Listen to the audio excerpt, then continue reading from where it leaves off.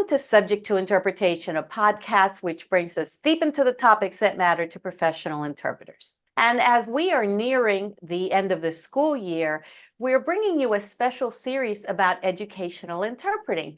So today we have the pleasure of speaking with Ana Soler, Chairperson of the National Association of Educational Translators and Interpreters of Spoken Languages, better known as NAETISL.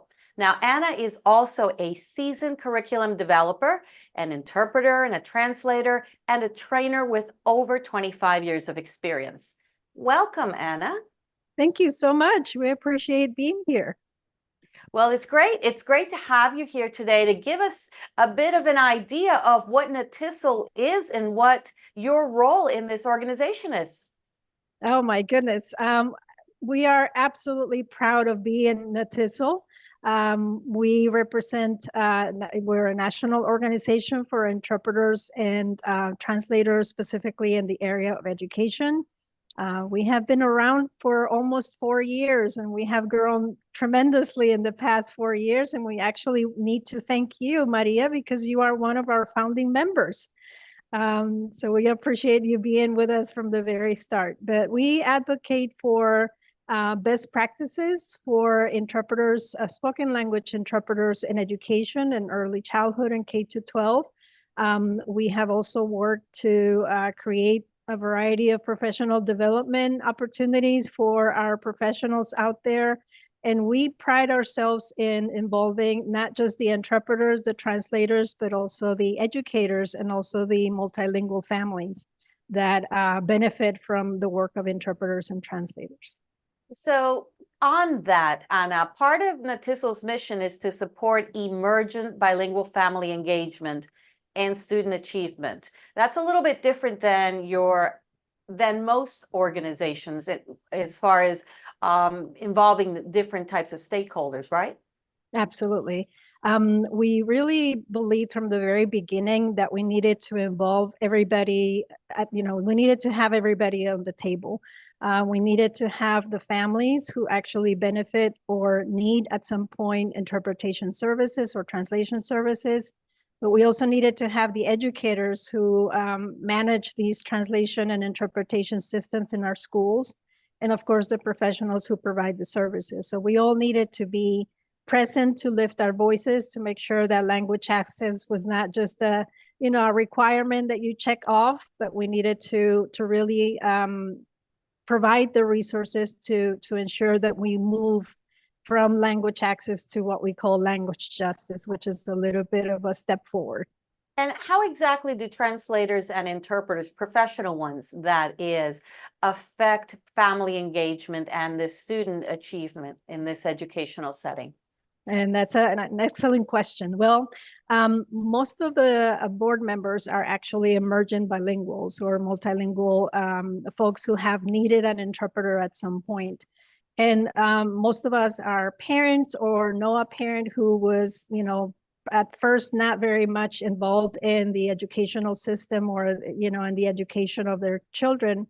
When they had the opportunity to actually voice their concerns or ask questions, or when they actually felt welcomed in a school, they started engaging with the educators a little bit more. And obviously, engaging with their students' education. And so we believe that, that communication, the quality communication of a trained interpreter, for example, leads to that engagement and leads to families feeling safe and feeling welcomed and feeling like they really could contribute, because they do have so much to contribute. But, sometimes what we call the language, quote unquote, barrier gets in the way of that communication. So. And what resources does NAETISL offer to parents in different languages, and how do these resources empower them to be more active in their children's education and future? So one of the things that we did at the very beginning when we first started the organization was to ask the experts, and the experts are the families themselves. So we created a multilingual advisory board made up of families who at some point needed an interpreter and eventually became parent leaders in their communities. We also wanted to make sure that We had a lot of representation, not just from excuse me, the languages that were most common, like Spanish, like Portuguese, like Arabic, but we wanted to have representation from many different families, different acculturation levels in this advisory committee. And so they actually created a lot of the resources that we now have on the website. And we really love the fact that it didn't come from us as the board, it came from the community. And that's really what we are about, that we don't create resources that we think are going to be helpful for the community. We actually go to the community and ask them what resources are needed and how, what type of format we need to deliver them.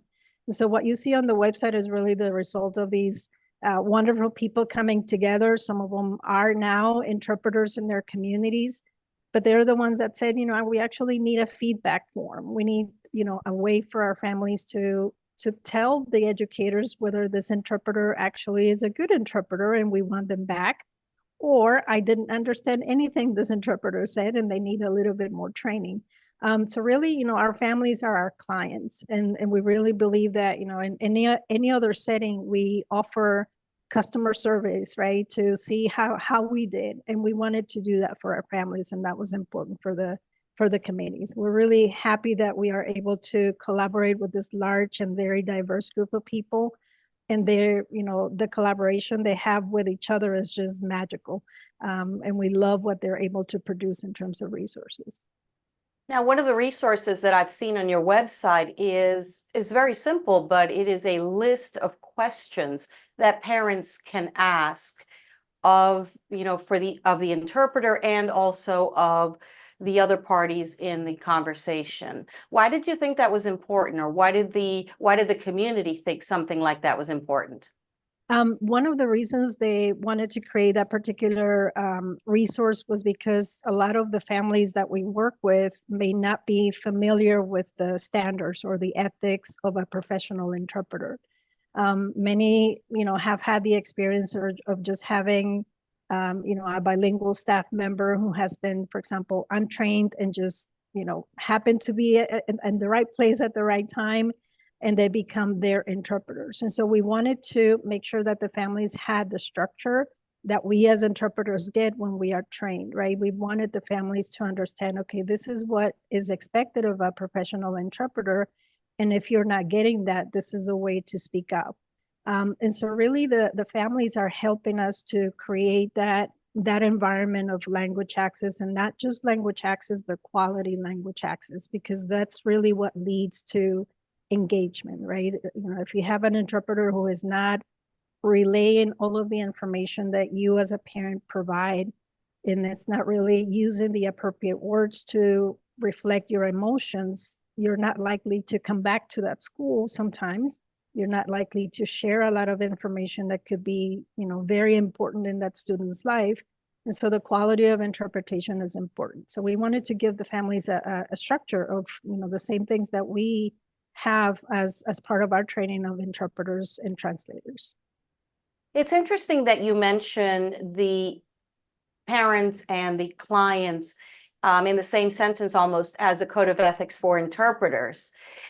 Is the code of ethics for educational interpreters different? Did you have to modify it from those, let's say, that have come before, from community interpreting and medical interpreting and even legal interpreting, which we know has, perhaps a little more of an adversarial context to it? Mm-hmm. Absolutely. So it is a little bit different. The structure, the framework is there, right? A code of ethics is a code of ethics.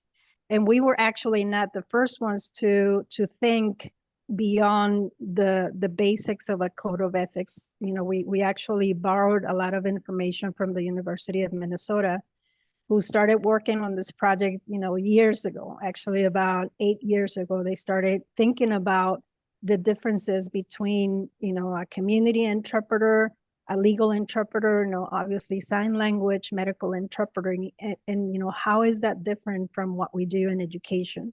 So they really started the research. We, one of our founding members was part of that research. And so we said, well, let's not recreate the wheel. Let's figure out what we have, and let's think about, the population that we're serving, number one, but also the type of interpreters that work in our school. So one of the differences that we found through focus groups and a lot of research that we have done is that our interpreters who work in schools have these dual roles, which sometimes doesn't happen in legal, from what I understand, right? So we have 1,000 different hats. We are teachers, we are counselors, we're social workers, and we happen to be bilingual. Therefore, you are sort of qualified to interpret. So that happens quite often in schools. Oftentimes people are not even, sometimes told that they're going to be interpreting. You get hired at, we have one particular state that hires ESOL teachers, and they find out later that they also are required to interpret and leave their classrooms to go and interpret for a family, which is just beyond our understanding. And we feel that shouldn't be happening, but it does happen. Schools are very stretched. They have specific budgets that they have to fulfill. And I think that's why it's so important for us to involve everybody in this conversation, because if we saw it only from the interpreter side, it would look very different, right? But when we talk to educators, we understand their side. We understand, the lack of, additional funding for additional positions. We understand the population, and we understand the end user. And really having those voices have made us humble, because we didn't know what was going on. But if we had only, focused on one population, it would have been really difficult for us to see those angles.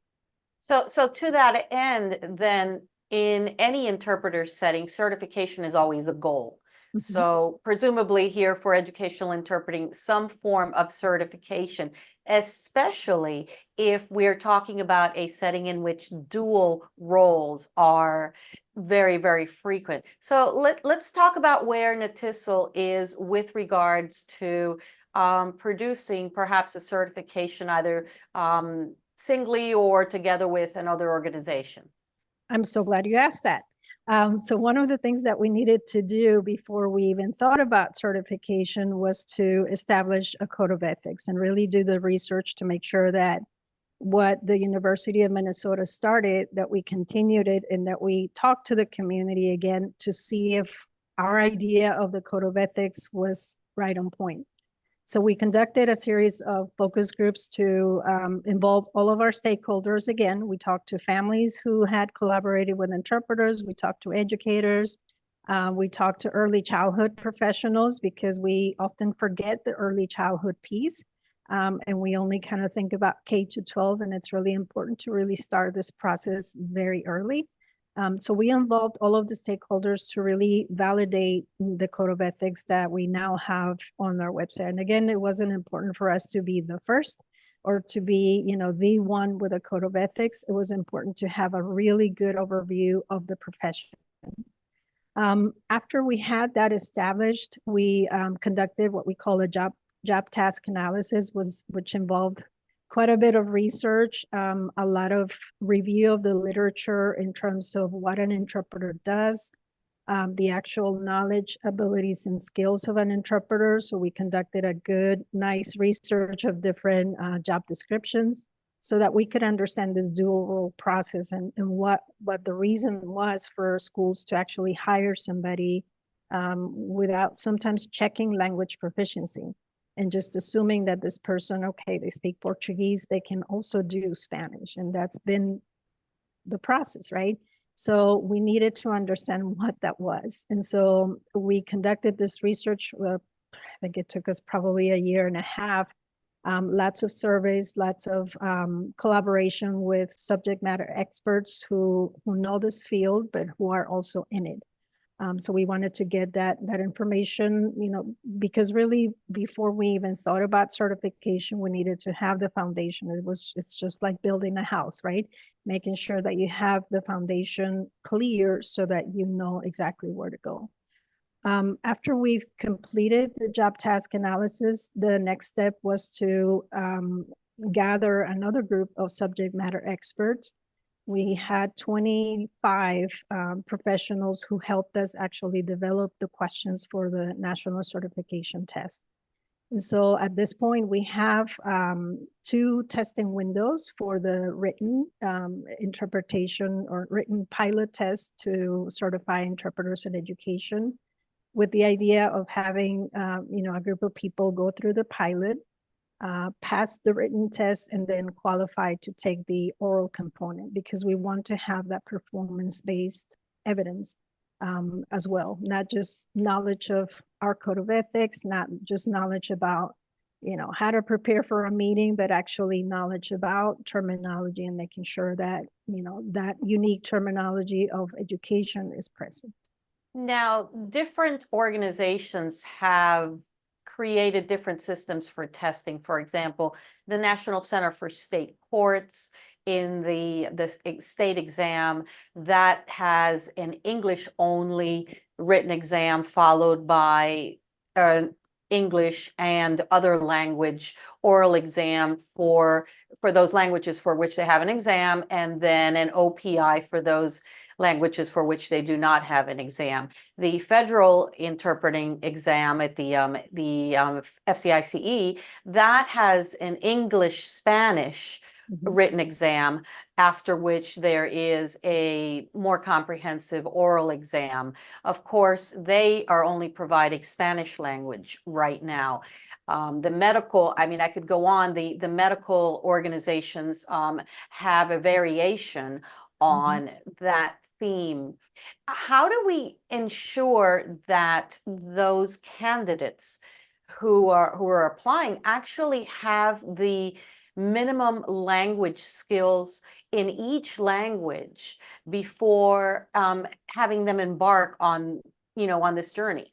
Excellent question. I think that was one of the first questions that the subject matter experts asked. We wanted to make sure that we followed a lot of the steps that many of those organizations that you have mentioned, that we took advantage of the path that they created. And we're so grateful to sign language interpreters, to legal interpreters, medical, who have created this path for us, because they answer a lot of the questions that we had, right? But so one of the first requirements that we have for the test is for the person to be proficient in in English, and also the language or languages in which they are going to interpret.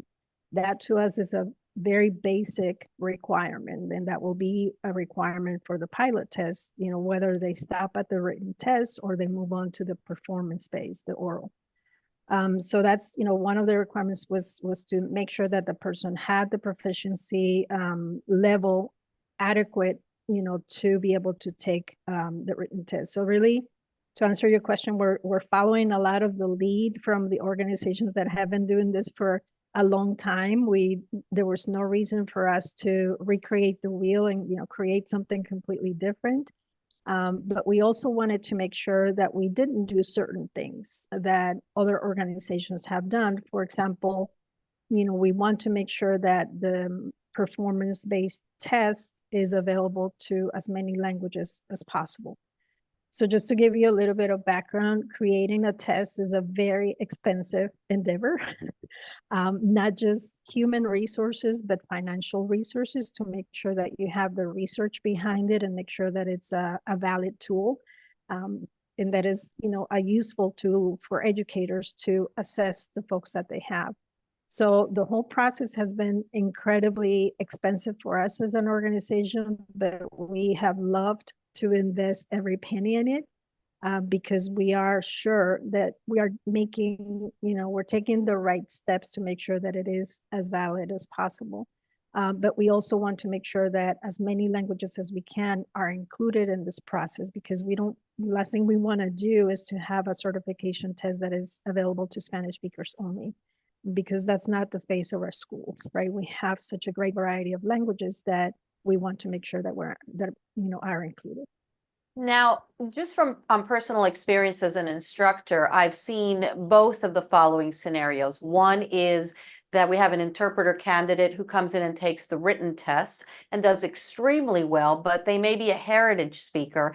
And when it comes down to taking the oral exam, they have never really had an opportunity to identify whether their skills in both their proficiency, language proficiency, and that other language is sufficient or not for the exam. On the other hand, sometimes we have persons who are, wonderful in the language that they, their native language, as it may, but they have difficulty with the English portion, meaning the usage, comprehension, and they get frustrated after they've taken an orientation because they have difficulty passing the written exam before moving on. Are you addressing any of those things in advance to maybe, prevent those kinds of disappointments and perhaps even bring people into a different path that,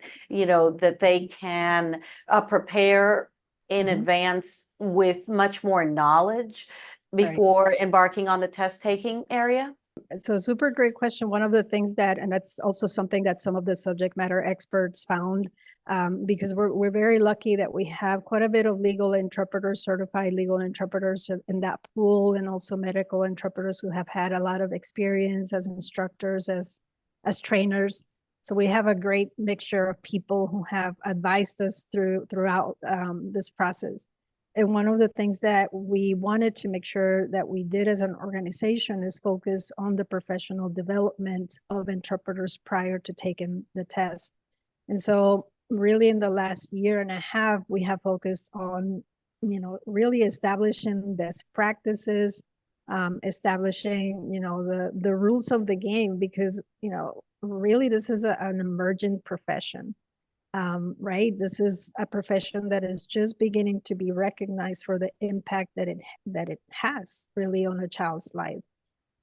With our profession, we don't see the immediate impact of a poorly trained interpreter, if you think about it, right? With legal, you have quite a bit of impact if somebody comes. Sometimes you're not even allowed to interpret if you're not fully trained as a legal interpreter. We want to get there, right? As a medical interpreter, you may cause somebody to have, an additional test or, something worse. With us, the effects of having a poorly trained interpreter are more long-term, and so they're difficult to identify. And that's why part of my research is making sure that that's elevated to the surface, right?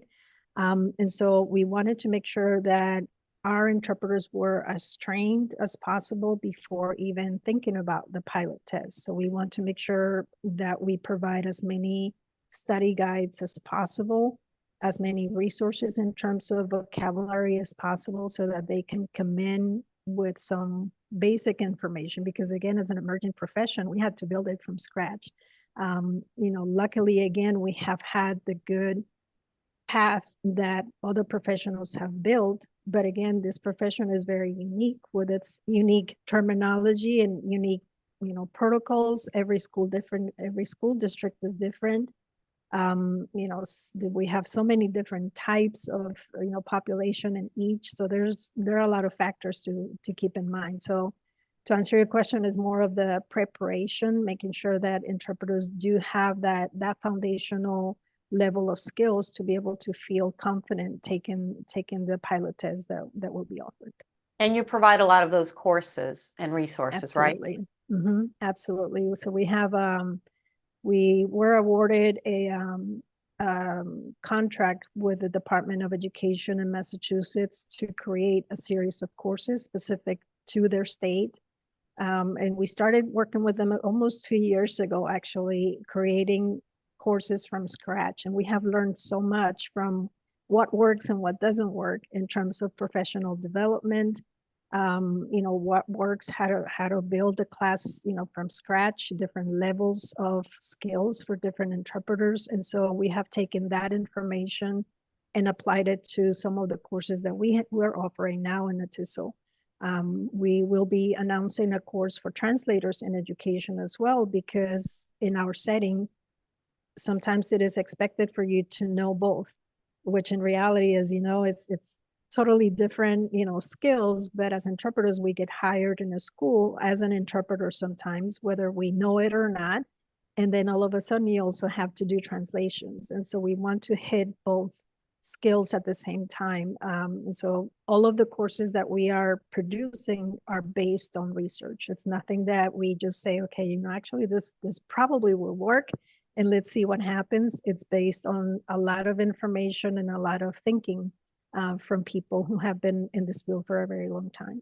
Now, it seems that the standard for preparation for a test, a certification exam, is an orientation of some sort, or in the medical area, we're generally looking at a 40-hour course. Do you anticipate there being some kind of a specific standard for that? So we were really concerned, again, because this is an emergent profession. So we didn't want to offer, or we didn't want to require a specific number of training hours. What we are going to be requiring is a specific topic or list of topics that you need to know as an interpreter before you take the test. So we're not really concerned about the number of hours, because in reality, you can take a 20-hour course that will not prepare you for what's coming in a special education meeting.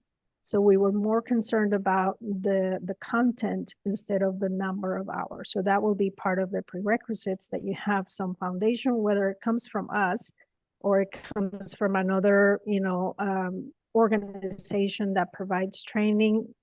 That's really not our concern. Our concern is, do you have these skills? And can you tell us what these skills, are needed? What skills are needed to be prepared? But we're not requiring a specific number of hours. It's more of a list of topics that the interpreter needs to have. And how would that affect an interpreter who currently works in the medical field, someone who's trained in community interpreter or a legal interpreter? So the language proficiency requirement for somebody who, for example, is already a certified medical interpreter or legal is waived, because the assumption is that once you are certified in those areas, you have already taken care of that requirement.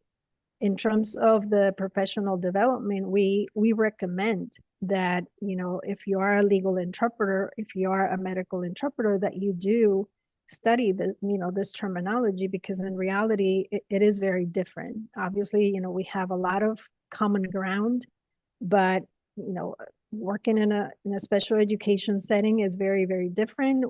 Interpreting simultaneously for a board meeting is very, very different. And so we want to make sure that interpreters do come with that knowledge. So the language proficiency requirement will not be, something that is needed from an interpreter who's certified, but, highly recommended that you do polish on your educational knowledge so that you can do well on the test. And that it's not really just about passing the test, right? We all want to be certified. It's about really providing good services for our families. And who can take the pilot exam? It's really open to anybody who has, fulfilled the prerequisites, which will be announced pretty soon, hopefully by next week. But, including the language proficiency, including the training itself, basically because we want people to be successful. And really the pilot test is open to whoever is willing to take it. We are actually thankful for whoever takes the pilot, because it'll help us to collect a lot of data and help us understand which questions, perhaps are too easy, that everybody knew this particular question. We might just eliminate that one. Or one question was particularly hard and it was just not making sense. And so all of that information will come from those participants. So we're grateful for whoever wants to volunteer to take it. We actually have about 220 volunteers ready to take it. So our minimum was 100, so we're pretty happy, but we're still welcoming, whoever wants to take it as well. And for our viewers and listeners who would like to sign up for this opportunity, where should they visit? Which is it on your website, or? It will be on our website, so it should come up next week. So we're going to put a lot of information about, the test itself, There is an interest form that will ask a lot of demographic information. And the reason for that is because, again, we're building a pilot and we want to make sure that we understand what questions work for a particular level of proficiency or level of education. So we need to have all that information to let you take the pilot. We don't foresee having to ask that information of future candidates when the test is actually live. But because this is part of a research project, we need to make sure that we have a lot of that information in hand. And so the announcement will be at the NAETISL website, which Yes. is It's NAETISL.org. Okay, NAETISL.org. Yes. Yes, we actually have some folks, some of our listeners they listen through the podcast platforms, and then we also have viewers who view and listen to our program on YouTube. So we always like to make sure to spell things out. Perfect. Anna, let's talk a little bit about some of the topics that have come up in recent workshops and conferences. One of the presentations in the recent NAETISL conference that called out to me was the one by Lee Shanis. It was about simplifying language for communication. And what drew me to it is that I'm a big proponent of plain English, which of course, if you start with an understandable message, the odds that you're going to have an understandable interpretation increase, manifold. Tell me about that. So this is our second time engaging Lee in some of our offerings in our conferences, and we look forward to actually working with him a little bit more. His message is very much related to what we do in the sense that, when you offer plain communication, and really, some people may feel that plain communication is a bad word, but it's really selecting different types of words that may be, for example, in our case, easier to interpret, easier to translate, and making sure that we offer that communication bridge with our families. Because really, one of the audiences that Lee works with the most are educators, school leaders, communication directors who are responsible for creating the websites that we see for many of our school districts, the mission and vision. And so, his message is directed to them, because if that communication, if those messages are not clear, no matter how good of an interpreter or translator we are, we are going to have to interpret that same information in the same register level. So communication really needs to be, plain from the very beginning, so that we as interpreters can transfer that information easily to the families who we want to reach. Really, at the end of the day, schools want to communicate with families so that they can engage them, right? So that they can, produce the student achievement that we all want. But if communication is complex, if communication is, full of jargon that kind of excludes a whole, population, is full of idiomatic expressions that only a few people understand, no matter how good of an interpreter or translator you have, that message is just not going to be delivered as efficiently as it could be if you simplify it from the very beginning. So really, with him, we are trying to connect the dots and really helping educators understand, well, let's start with that, foundational message. What is it that you really want to say? And then give that to the interpreter and translator so that we can create those bridges that you need us to make. So it's really very much related, and we're really thankful for him to, for helping us understand how it is related, right? And to really work with us so that we can reach a lot more of the educators with that particular message. That's really, really interesting. And moving on to a very similar subject, but from the other side of the coin, NAETISL recently issued a statement in conjunction with AAITE and the ATA regarding automated translation printers in public schools. And I think in this particular case, now we're going to be talking about technology and how we can't just assume that AI or available technologies which can convert one language into another can actually do the work for us properly. Talk about that. Yeah, love that. Love that topic. So AI is here, it is here to stay. I think it is important that we acknowledge that and that we understand what works and what doesn't. And again, part of the actually the American Translators Association approached us to include our information in that particular message, and we thought it was really important to really come together as organizations and voice our concerns. And a lot of it, we're very lucky that we get to hear the educators, right, and then we get to hear the concerns of superintendents and the worry or the anxiety they feel when they cannot communicate with families. So they're really looking for any way to be able to create those bridges, not just to check the language access box, not just to fulfill the civil right requirement for language access, but really provide this information that they need to send to families. And so we understand their side. However, our job as an organization is to educate the educators on why this is not the right way to go, and why there's so many, cultural differences and information that may be mistranslated and could actually do the opposite. Instead of engaging the family, it may just, really discourage the family from reading the website again if it's just, a machine translation.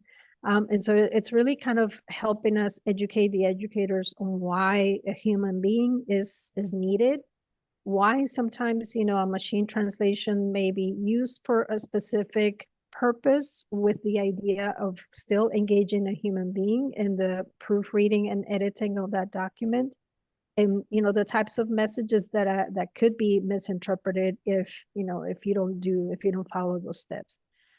So we're really, using that information to really help the educators understand the effects or the negative effects of using solely machine translations, without the human involvement. Now, this statement was issued by the American Translators Association, by your organization, and also by the American Association of Interpreters and Translators in Education. It's not uncommon for organizations to join together and collaborate on matters of interest. In this case, we have two organizations which focus on interpreting and education. That is also not uncommon. We have CHI, we have IEMA, and we have always had different organizations, whether they be regional or national, which work on different aspects. Can you outline the distinct roles that you think each of these organizations will play in educational interpreting and translation going forward? Yeah, absolutely. I think we're so happy that we're not in this by ourselves. I think the more awareness that we bring to topics like machine translation or the quality of interpreting and how that relates to family engagement, the more we voice our concerns, from different angles, from different types of organization, the better, right? I mean, we're here to do what we can as an organization, as NAETISL, to be able to really bring these topics to the surface where, very few people just a few years ago were talking about them. And so now we have, two organizations that are focused on this topic. I mean, we love it, right? The American Translators Association, they're doing a great job with including some of that information in terms of the translation piece, and really, becoming more engaged with us, with other organizations on, trying to figure out what is it that we do and why is it that we're different, right? And so we really love to have those conversations, and the more the merrier. The more we bring these topics to the table, to the surface, the better it's going to be for our profession. Because again, it's an emergent profession. It's still not receiving the recognition that it needs. There's very little research in terms of the impact of qualified interpreters on family engagement, and that's been kind of my role in NAETISL, to make sure that we have the research behind it. And that we do recognize those people who are champions for language access, whether they are interpreters, whether they're translators, school leaders. We have so many amazing school districts who are doing just an amazing, phenomenal job with language access with very small budgets, and they manage, right? And so we want to highlight those champions because there are many. We don't want to focus on just the, what we're lacking, but really highlight the people that are doing a good job so we can all learn from that, right? So absolutely. Now, on your website, the one other topic I wanted to raise, because it is something that interpreters in all sectors have struggled with at one time or another, and that's children translating or interpreting more properly for parents or for someone else. It's okay to do that at a store when you want to find out, what the price of a dress is or something like that. But when we enter into more complicated situations, it puts children in very difficult situations and exposes them. And you have a flyer which precisely talks about that.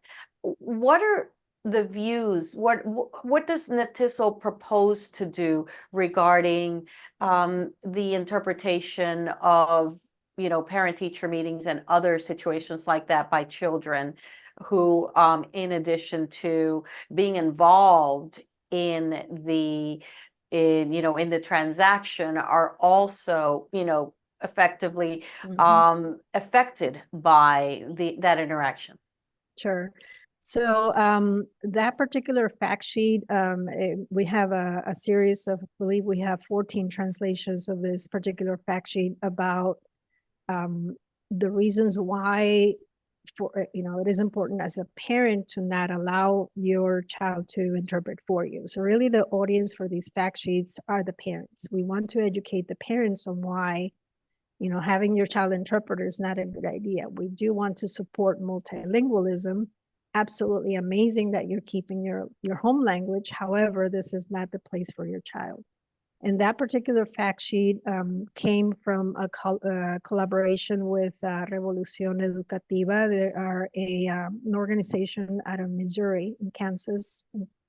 Cannot remember where they are right now, but it's an amazing organization that works quite a bit with families who have to collaborate with an interpreter at some point, and they do quite a bit of advocacy in terms of language access and what that should look like. And so they actually created the fact sheet, and our job was to collaborate with them and provide the translations, because again, we have this amazing multilingual, multicultural advisory board that decides, okay, this is a great resource. Let's just produce it in as many languages as we can. And so we felt it was really important to voice our concern, and really, we are helping the educators understand why that's unethical, why it's unethical to just pull a minor to collaborate as an interpreter. But we also needed to educate the families and say, no, this is not okay. You have the right to have a qualified interpreter in your parent-teacher conference. And so we followed up, and we're actually going to be offering a 2-day workshop for bilingual high school students, not to become interpreters. I want to make sure that that's very clear, but actually to become language access champions. And so what we want to teach the kids is about legislation related to language access. We want to teach the kids, hey, super amazing job. Make sure you do not lose your home language. It is important. And these are some careers that you can access. However, for your parents, you need to remain being the child. And these are some of the rights that your family has to receive interpreters. Make sure your parents know. And so we're really building a lot of that advocacy effort from the side of the kids, because they're really the ones that have to say, this is not okay with me. And all of us actually on the board have been child interpreters. I think most interpreters who are doing this as a career have been child interpreters. So, we have seen how that has, at least personally, has driven me to say, no, this is not okay. So, at some point, in my heart, I said, no, this is not okay. I have to do it because my mom's telling me to do it, but it's not okay. So we want to make sure that we, elevate and we give the importance to the child, but also give them the tools to voice their concern when they're in. So we really wanted to just not make sure that we produce a fact sheet and just post it on our website, but we actually did something about it by creating some professional development for the children who are, collaborating as interpreters right now. Well, I think that's a wonderful initiative. And I heard you say that you don't want to train those young people as interpreters. However, it seems to me that in the future, you might be well posed to create some kind of a vocational type of curriculum. Sure. Many schools across the U.S. have vocational programs that are embedded.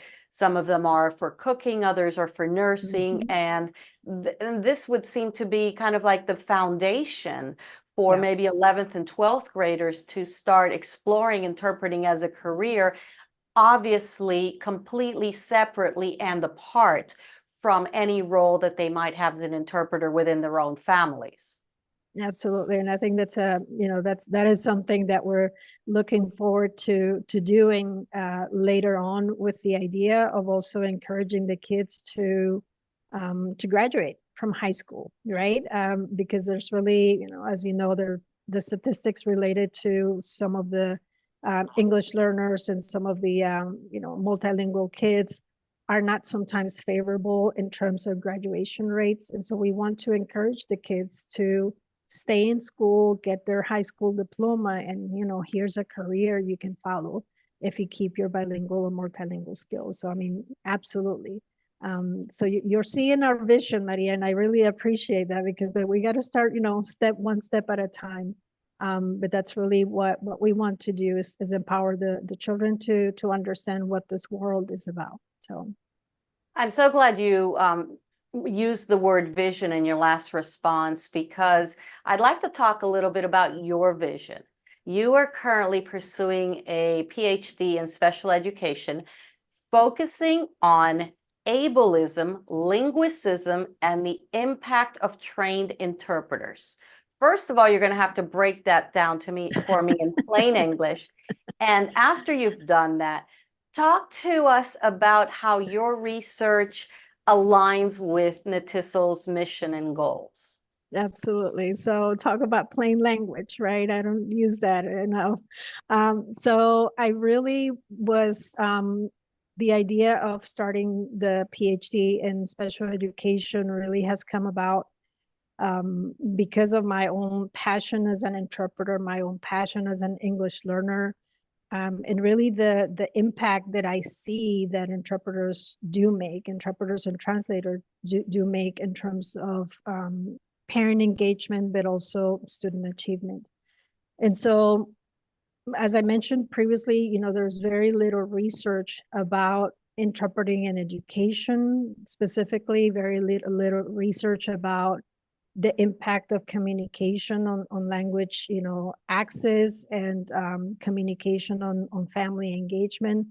There's very little research in that area. There are very few researchers who look like me, right? There are very few minority PhD level students in my class. I'm usually the only one, and it's a pretty large university.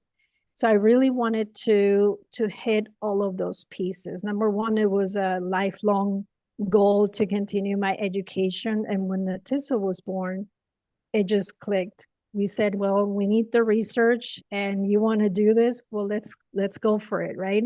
It has been probably the most difficult experiences of my life, but the most rewarding, because I have seen what my research can do. I have seen what, the impact that, all of the reading and all of the summarizing of thousands of, reports and research can do to really build the foundation for what we're doing. Not just the certification test, but really the best practices that we produce, the conversations that we have with educators about language access, the knowledge about legislation.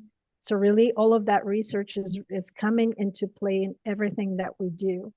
And I love, I love reading and understanding and then sharing this information with our members. It's just been, what a great opportunity for me to be, instead of, just reading for myself and learning for myself, I get to share it with other people to help them understand, what this profession is and the impact that it has. So it's been, a really good combination of, a personal goal and also the professional goal have really come together. So it was really nice for me, for sure. Hard, but nice. That's wonderful. Congratulations on Thank all of you. your achievements. Ableism? Yes. So this is when the way that I can explain it is really a form of discrimination of people who have a different disability or a different ability. So our systems are sometimes created in a way that it does exclude a specific group of people. So if we think about, kind of putting it into context of what we're talking about, as interpreters, we face this level of complexity in many of the special education meetings, and we are forced by our ethics to really transfer that information at the same level that we hear it, which is often pretty high register level. And so that to us is a form of discrimination, really, because you're fulfilling a requirement to share information, but you really are not concerned whether the family understands or not.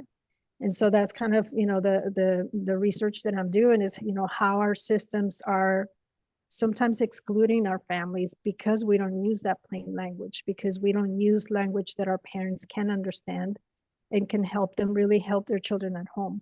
That really should be the bottom line, right? But sometimes that doesn't happen. And linguicism? So it's kind of the same idea, but with people who speak a language other than English. Sometimes our systems, again, it's kind of a systematic form of discrimination where we exclude people who speak specific languages or who may not, express themselves in the way that we feel should be the standard way. And so we tend to kind of exclude that group of people from activities that happen in the everyday life of a child. So it's kind of when, you're gathering with a group of people and all of a sudden 2 or more people begin to speak a language that you don't understand. All of a sudden, yes, you're excluded from the conversation. One, because the people who are speaking that different language can, and right, they're able to do so. And I guess the tool that they use is a linguistic difference in how they're speaking. Yes. Right. Absolutely. You got it. I stumbled a little bit there, but I'm getting there. And so you've taken all of this, and it seems like you've poured your heart and soul into NAETISL. And you were recently, was it the organization? Is there a difference? Received the Impacto Changemaker Award from the organization you mentioned earlier, Revolución Educativa. You talk about that and tell us what does this recognition mean for the organization and the initiatives that you are currently undertaking? Absolutely. So I am NAETISL. And you're absolutely right. I have poured my heart and soul, but it's just been an amazing experience to see the organization grow. And this award is really for the organization, for everything that we have done. We have created a lot of bridges with organizations such as Revolución Educativa that do so much work in the community and engage parents into understanding what language access is and what it's not. And so we really love the fact that we were, of course, recognized, but that they recognized us for the work that we do in terms of educating the families and really helping the families speak up for themselves, right? We are not here to help the families lift their voices. The families have their voices, belong to them, but we're here to give them the tools to be able to tell the educators what's needed in their schools. And so we're absolutely proud, of course, of this award and a lot of the recognition that we are receiving as an organization. But it's been, a really collaborative process, and it's been just amazing to see all of the bridges that we have built with organizations that we didn't even know existed, right? But we have so much common ground that we feel that it's been a match made in heaven for sure. That's wonderful. And for those folks out there who are inspired by the idea of working as an interpreter or translator in the educational setting, first tell us, do they get summers off? So it depends. That's a very good question.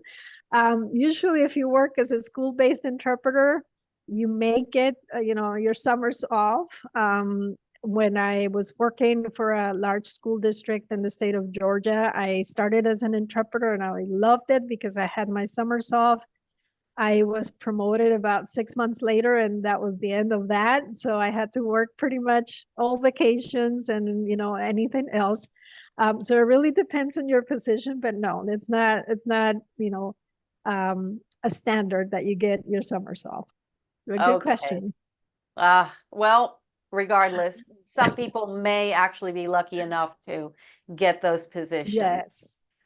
So if summers off is not a guarantee, then what other words of encouragement do you have for interpreters and aspiring interpreters regarding why they should consider working in education? One of the things that I want to share is that the work of the interpreter in education is very exciting. One of the things that I love about this field is that it combines a lot of the work of the medical interpreter, of the legal interpreter into one. So as an educational interpreter, you could be working in in a meeting that has to do with a child in the special needs program, and you may interpret and translate some medical reports. You'll get to use a lot of that medical terminology that you were trained for. And then in the afternoon, you'll have a disciplinary hearing or a special education mediation meeting. And all of a sudden you're in the legal setting all in one day. So I really find the profession very exciting. It's very flexible. It really combines all of these skills in one day. And that's what I find fascinating. You have so many different settings, so many different school districts that have, many different organizational structures. So it's a really good challenge for an interpreter, whether you are a freelance interpreter or school-based. It really will challenge your skills, and that's where I have found it to be so fascinating. And so hopefully they'll give it a try, and we're here to support them with professional development if they do. Thank you so much for joining us, Anna. It was a pleasure having you here on the podcast. We hope you have a great summer. Thank you. Thank you. Thank you so much for having me. I appreciate it. To our viewers and listeners, thank you so much for joining us here on Subject to Interpretation. We hope you have enjoyed this podcast as well as this season. Please remember that you can send us your comments and your ideas for future episodes at podcast@delamorainstitute.com. We hope you have a great summer and never stop learning.